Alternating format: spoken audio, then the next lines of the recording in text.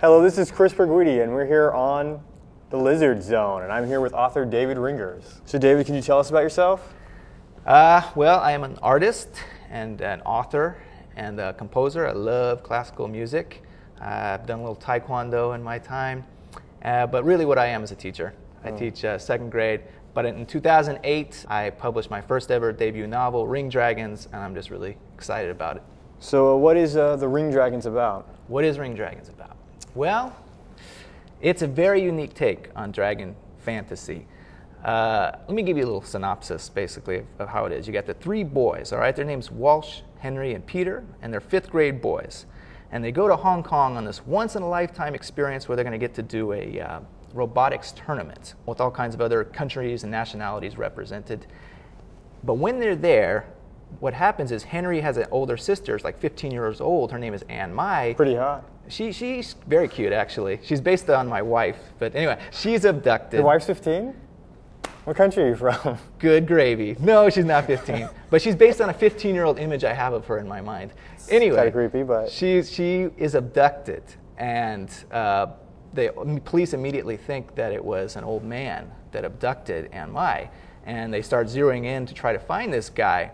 And he sneaks in and tries to explain to the boys, everybody's got me all wrong. It's not me that took your sister. It's actually a dragon lives in Hong Kong. And nobody's going to believe this old man except for Henry, Walsh, and Peter. And they have to go through just a whole myriad of just weird creatures, and like there's dog rocks and shadow bats and zombie whales before they can finally reach her and save her. And at the end, the dragon unleashes this great fury all over Hong Kong. And it's a tremendously compelling read. Sounds good. Sounds good. So what's your favorite book? My favorite book ever, I think, has to go back to my childhood. I had kind of two favorites. One was Tolkien's The Hobbit. Loved The Hobbit. And I love The Wind in the Willows, the illustrated edition. It's a fantastic book. I don't think I've ever heard of The Wind in the Willows. The Wind in the Willows? No. You've never been to Disneyland? Mr.Toad is Mr. Toad's Wild Ride. And It's got the mole and the rat. It's these little creatures, and they live like a little world, but there's actually humans in this world too. And the last kind of scene is when they try to take back Mr. Toad's mansion, right? And they're there with the badger and everything, and they're like trying to beat down all these weasels and stuff, and they finally conquer and get Mr. Toad's mansion back. But it's an awesome story. Fantastic. I don't think I've ever heard of that. I'm sorry. I'll send you a copy. I don't really read. So what are your influences? I love Tolkien, but I'm more filmically influenced. I grew up doing more movies than anything. I love Star Wars and George Lucas and Spielberg's films, like Indiana Jones. I love that stuff. And then that makes me in the minority of people. But I also love g.i.joe. There's a movie coming out, g.i.joe. I love Transformers. I loved those as a kid, and I had whole collections of them. And I would just put them all over my floor and reenact battles and stuff like that. And eventually, you grow out of that. And I was 25. It was time for me to stop doing that. So I got married and put my toys away. That sucks. So what did you think of the new Transformers movie? I haven't seen the new one, the Revenge of the Fallen. Is that what it was? Revenge of the Fallen. Haven't seen that one. The reviews I heard were, but what about the other new one, the one that they did before?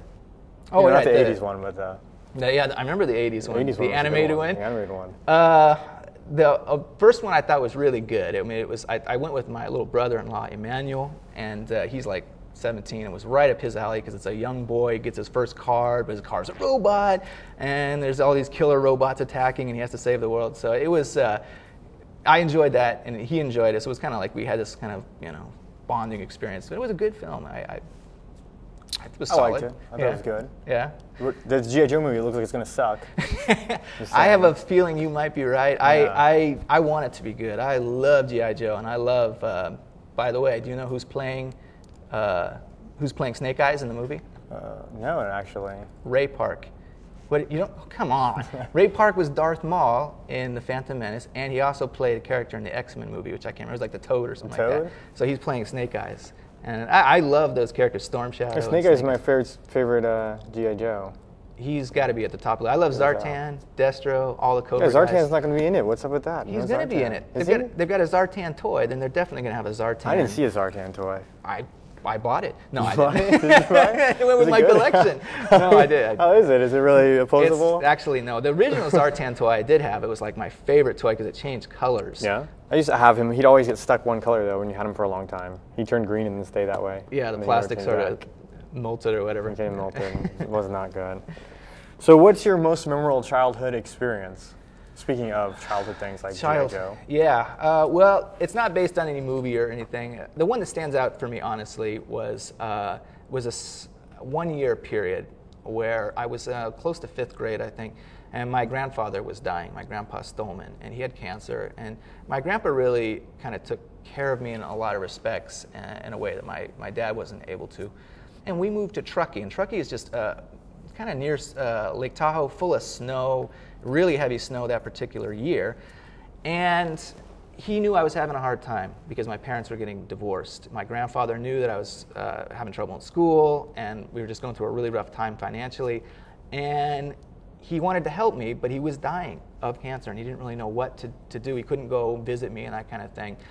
So you know what he did? He bought me a sled, and I'm sorry, he didn't buy this sled. He got this sled from his garage. He had this garage full of like machinery and auto parts, and he was a mechanic.